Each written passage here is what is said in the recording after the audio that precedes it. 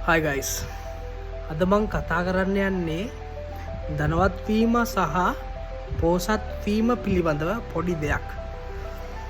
දැන් අපි ගාව ලක්ෂ 15ක් තියෙනවා. දැන් ඔබේ account එකේ ලක්ෂ 15ක් තියෙනවා. ඒ ලක්ෂ 15 මාස 15ක් ඇතුළත ලක්ෂ ගානේ වියදම් කරොත් කීයක් ඉතුරු වෙනවද? කීයක්වත් ඉතුරු වෙන්නේ නැහනේ.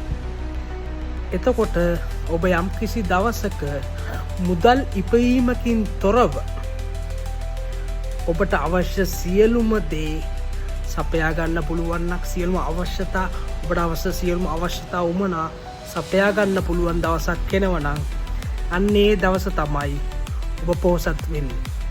ඔබ පෝසතෙකු ලෙස සැලකෙන්නේ ඒ දවසට. අන්න ඒක නිසා තමයි ධනවත් වීමට වඩා පෝසත් වීම තාම හොඳ දෙයක් කියන්නේ.